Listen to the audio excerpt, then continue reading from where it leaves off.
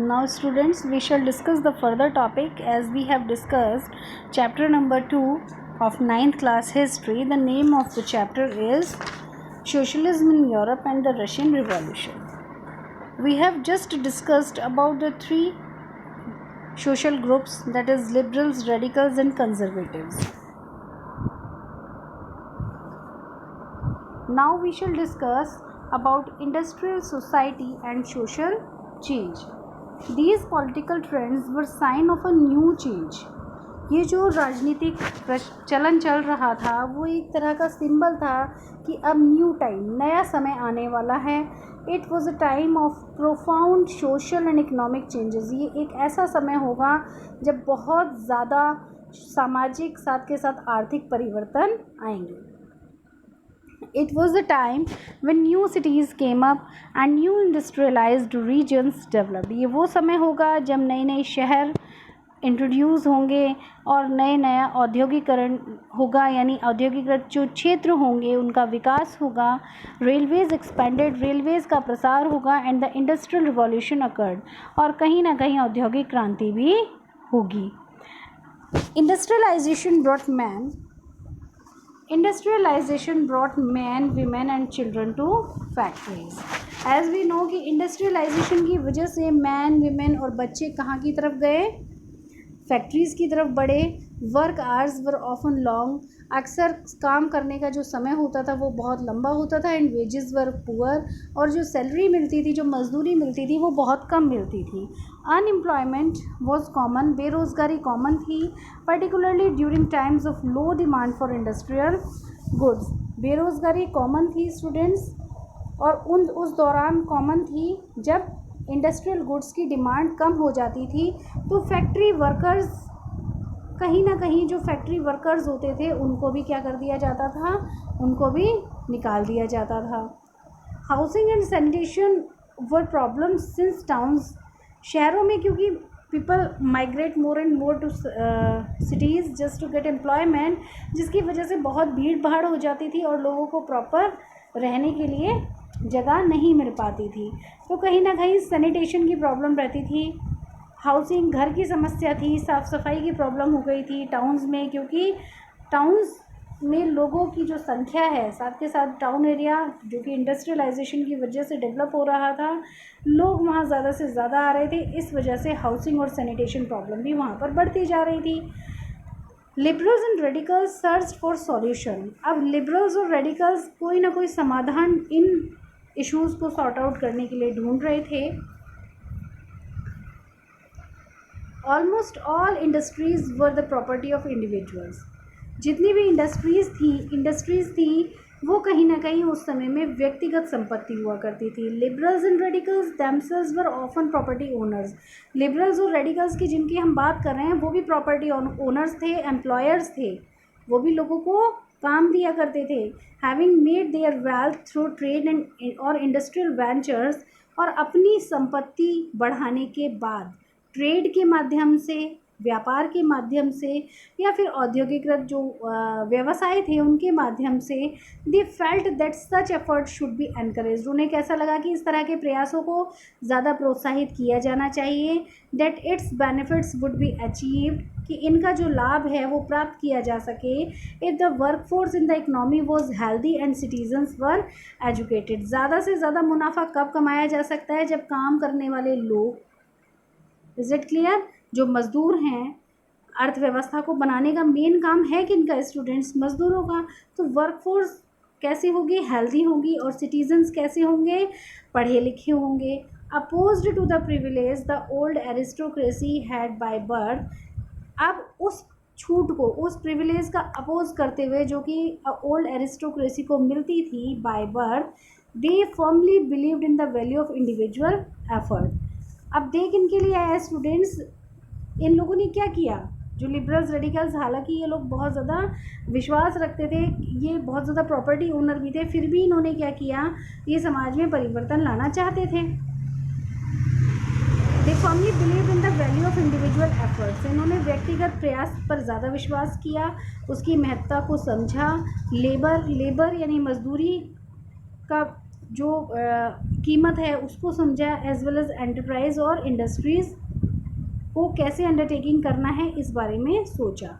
If freedom of individuals was ensured, अगर किसी भी व्यक्ति की जो इंडिविजुअल स्वतंत्रता है, व्यक्तिगत स्वतंत्रता है, अगर वो दे दी जाएगी, if the poor could labour, अगर गरीब मेहनत कर सकेगा, एंड दोज विद कैपिटल, और वो लोग जो कि पूंजीपति हैं, कुड ऑपरेट विदाउट रेस्ट्रेंट, वो भी अपना कार्य सही तरीके से काम करवाएंगे बिना रोक टोक के।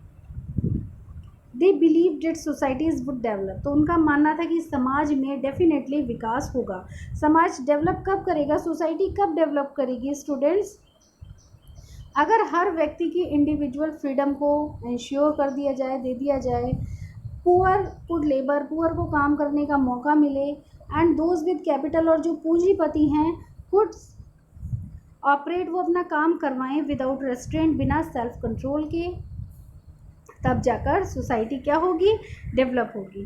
Many working man and women who wanted changes in the world, बहुत सारे काम करने वाले लोग, विमेन, जो कि वर्ल्ड में चेंज तो चाहते थे, rallied upon around liberal and radical groups and parties in the early 19th century. तो जो भी लोग परिवर्तन चाहते थे, उन्होंने किनके चारों ओर किनकी रैली में भाग लेना शुरू किया, लिबरल्स की, रेडिकल्स के समूह की, उनकी पार्टियों का अनुसरण किया। कब, अर्ली 19th सेंचुरी में, 19th सेंचुरी की शुरुआत में। Some nationalists, liberals and radicals wanted revolutions to put an end to the kind of governments established in Europe in 1815। कुछ नेशनलिस्ट्स, लिबरल्स, रेडिकल्स क्रांति भी चाहते थे जिससे कि वो समाप्त कर दें to the kind of governments established in Europe. 1815 में जिस तरह की सरकार स्थापित हुई थी यूरोप में, उस तरह की सरकार को एंड अप करने के लिए बहुत सारे नेशनलिस्ट, लिबरल्स एंड रेडिकल्स क्रांति लाना चाहते थे। In France, Italy, Germany and Russia they became revolutionaries and work to overthrow existing monarchs. और यहाँ पर इन्होंने फ्रांस में, इटली में, जर्मनी में, रशिया में, इन लोगों ने ये क्रांतिकारी बने और इन्होंने काम किया इस चीज़ में कि मोनार्क्स को, मोनार्की को हटा दिया जाए। Nationalist talk of revolutions that would create Nations. Nationalist अब उन क्रांतियों के बारे में बात कर रहे थे जो कि राष्ट्र को बनाएगा, where all citizens would have equal rights, जहाँ सभी नागरिकों को समान अधिकार मिलेंगे। आफ्टर 1815 के बाद Giuseppe Mazzini, an Italian nationalist, Giuseppe Mazzini जो कि एक इटालियन नेशनलिस्ट थे, conspired with others to achieve this in Italy. उन्होंने, बेटे आप नेक्स्ट ईयर भी पढ़ेंगे इटली यूनिफिकेशन में, यूनिफिकेशन ऑफ इटली जब आप पढ़ेंगे तो वहाँ पे इनका जिक्र आएगा, याद रखिएगा आप लोग। ज्यूसेपी मैज़िनी जो कि एक इटालियन नेशनलिस्ट थे, इन्होंने एक कॉन्स्पिरेसी रखी, उन्होंने एक षड्यंत्र रचा विद अदर्स, दूसरों के साथ मिलके, कि यही उद्देश्य है कि इक्वलिटी सबको मिले, everybody should get equal rights in Italy, so they conspired with others to achieve this aim. Nationalists elsewhere including India read his writings. और जगह के साथ साथ भारत में भी जितने भी नेशनलिस्ट थे वो इनके लेख से बहुत ज़्यादा प्रभावित हुए। Now we shall discuss students the coming of socialism to Europe. Europe का आना सोशलिज्म में, है ना, समाजवाद में, यूरोप में समाजवाद का आना, ये हम इस चैप्टर में, इस टॉपिक में पढ़ेंगे। Perhaps one of the most far-reaching visions of his how society should be structured was socialism. Now you have to remember this concept कि बहुत सारे जो दृष्टिकोण थे कि समाज को कैसे स्ट्रक्चर्ड करना चाहिए, समाज की संरचना कैसे बनानी चाहिए, बहुत सारे दृष्टिकोण में से एक दृष्टिकोण क्या था, socialism. Is that clear? What is socialism? How society should be structured, the concept how society would be structured is known as socialism. By the mid-19th century in Europe में mid-19th century के दौरान socialism was a well-known body of ideas that attracted widespread attention. Socialism एक ऐसा जानी मानी विचारधारा मानी जाने लगी, that attracted, जिन्होंने बहुत ज़्यादा लोगों का ध्यान अपनी ओर केंद्रित किया। Socialists were against private property. अब अभी तक आपने सोशलिस्ट कौन कौन थे, लिबरल्स थे, रेडिकल्स थे, कंजर्वेटिव्स थे, as well as nationalist are also known as the socialist. उनको भी हम सोशलिस्ट कह सकते हैं because they also have paid their contribution in to restructure the society. So socialist किस चीज़ के खिलाफ थे? प्राइवेट प्रॉपर्टी के खिलाफ थे। And saw it is the root of all social ill of the time. और कहीं ना कहीं उन्हें वो जड़ लगती थी उस समय की जो सबसे बड़ी सामाजिक बुराई थी, उसका कारण प्राइवेट प्रॉपर्टी थी, ऐसा मानना था सोशलिस्ट का। वाई? क्यों इंडिविजुअल्स ओन द प्रॉपर्टी? क्यों हर व्यक्ति को प्रॉपर्टी रखने की, अपनी निजी प्रॉपर्टी रखने की ज़रूरत है?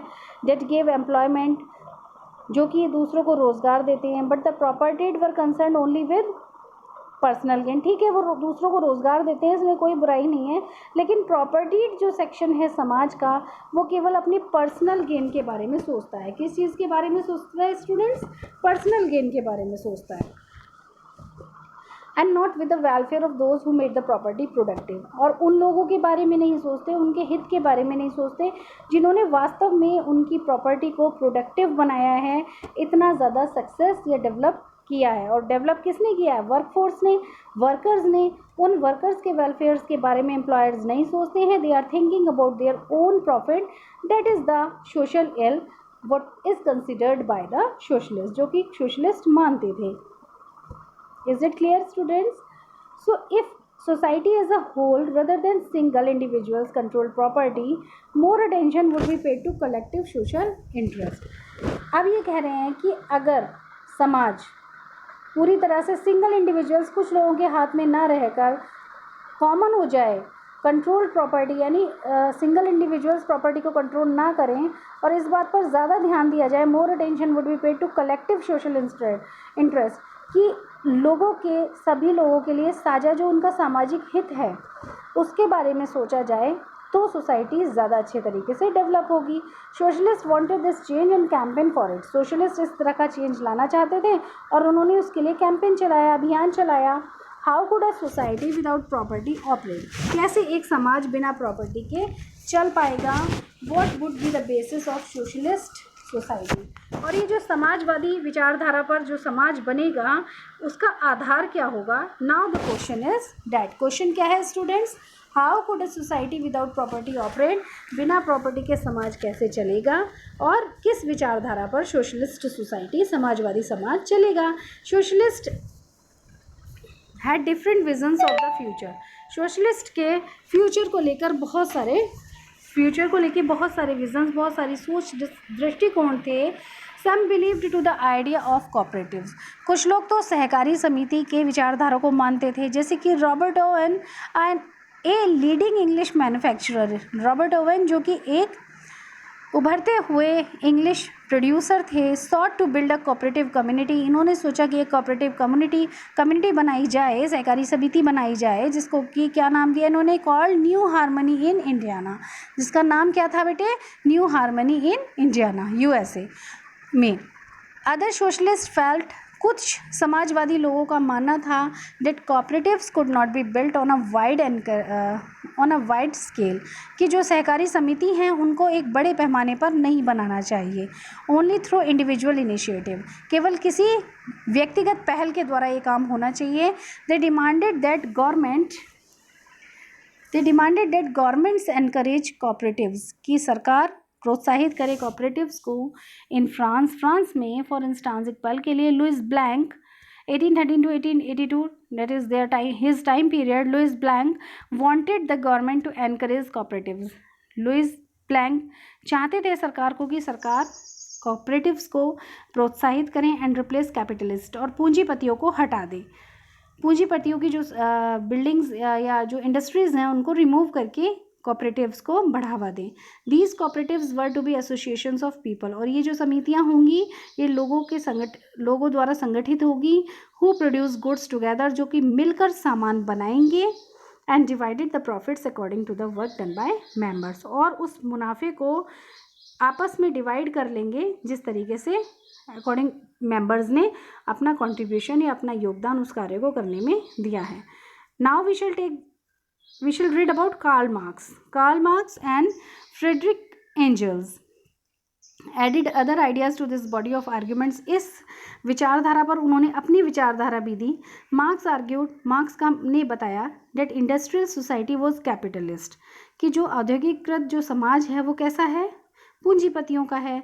Capitalist own the capital, capitalist ही होते हैं जो अपनी पूंजी लगाते हैं फैक्ट्रीज में, and the profits of capitalist was produced by workers, और उन जो प्रॉफिट होता है वो प्रॉफिट कौन कमा कर देते हैं, उनको वर्कर्स देते हैं। The conditions of workers could not improve, workers की स्थिति तब तक नहीं सुधर सकती, वर्कर्स की कंडीशन कब तक नहीं सुधर सकती स्टूडेंट्स, तब तक नहीं सुधर सकती as long as this profit was accumulated by private capitalist, जब तक कि ये जो प्रॉफिट है वो प्राइवेट कैपिटलिस्ट के द्वारा इकट्ठा किया जा रहा है। Workers had to overthrow capitalism, workers को, पूंजीपतियों को ओवरथ्रो कर देना चाहिए, and the rule of private property, और ये जो शासन है प्राइवेट प्रॉपर्टी का ये भी खत्म कर देना चाहिए।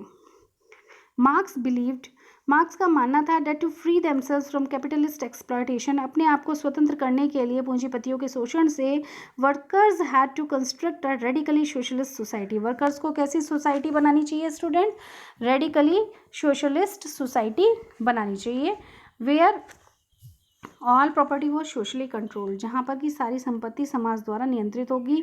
This would be a communist society, और इस तरह की सोसाइटी को क्या कहा जाएगा, कम्युनिस्ट सोसाइटी कहा जाएगा। He was convinced that workers would triumph in their conflict and capitalism, वो इस बात से पूरी तरह से आश्वस्त थे, किस बात से students, that the workers would Triumph, कि वर्कर्स की जीत होगी अपने संघर्ष में, जो कि लड़ाई उनकी किनसे होगी, कैपिटलिस्ट से। अ communist society was the natural society of the future, और सब भविष्य के लिए कम्युनिस्ट सोसाइटी ही प्राकृतिक सोसाइटी कही जाएगी। Now we shall discuss about the support for socialism students. By the 1870s socialist ideas spread through Europe, 1870s तक समाजवादी लोगों के जो विचारधारा थी वो पूरे यूरोप में फैल गई। टू कोऑर्डिनेट देयर एफर्ट्स, अपने प्रयासों को संजोने के लिए, इकट्ठा करके, संगठित करके चलाने के लिए socialist formed an international body, socialist ने एक अंतर्राष्ट्रीय संस्था बनाई, और जिसको क्या कहा गया, what is his name, namely the second international. Is that clear students? Workers in England and Germany began forming associations to fight for better living and working conditions. अब इंग्लैंड और जर्मनी के जो वर्कर्स थे उन्होंने अपने अपने संगठन बनाने शुरू करे, जिससे कि वो अपने जीवन का स्तर सुधार पाएँ और अपने कार्य करने की स्थिति को भी सुधार पाएँ। They set up funds to help members in times of distress, उन्होंने फंड सेटअप किए, फंड्स सेटअप किए किस बात के लिए, सदस्यों की मदद करने के लिए जब वो परेशानी में। Demanded A reduction of working hours, और कहीं ना कहीं उन्होंने इस चीज़ की मांग की कि वर्किंग आवर्स को रिड्यूस किया जाए, and the right to vote, और राइट टू वोट के लिए भी डिमांड की। इन जर्मनी में these associations worked closely with the Social Democratic Party, Germany में इस तरह के संगठनों ने काम किया किसके साथ, सोशल डेमोक्रेटिक पार्टी के साथ, and help it win parliamentary seats, और कहीं ना कहीं उन्हें मदद मिली पार्लियामेंट्री सीट्स जीतने में। बाय 1905 तक socialist and trade unionist formed a labour party, अब सोशलिस्ट और ट्रेड यूनियनिस्ट ने मिलकर किसको बनाया, लेबर पार्टी को फॉर्म किया, उसकी स्थापना की। In Britain, labour party in Britain and the socialist party in France. अब देखिए आप, socialist and trade unionist formed a labour party, इन्होंने लेबर पार्टी ब्रिटेन में तो लेबर पार्टी बनाई और फ्रांस में सोशलिस्ट पार्टी बनी। हाउएवर टिल 1914, इसलिए 1914 तक socialist never succeeded in forming a government in Europe, socialist अभी तक सफल नहीं हो पाए थे एक ऐसी सरकार बनाने में यूरोप में। Represented by strong figures in parliamentary politics, their ideas did shape legislation, कहीं ना कहीं रिप्रेजेंटेड बाय स्ट्रॉन्ग फिगर्स, जो पार्लियामेंट्री पॉलिटिक्स थी वहाँ पर एक मजबूत अहम भूमिका निभाने के लिए उनके जो विचार थे, डिड शेप लेजिस्लेशन, उन्होंने कानून बनाया। But governments continue to be run by conservatives, लेकिन अभी भी जो सरकार थी वो किनके द्वारा चलाई जा रही थी, the government was run by the conservatives, liberals and radicals. So students, this is the first topic that we have discussed. Now wait for my next video just to understand the next topic. That's it.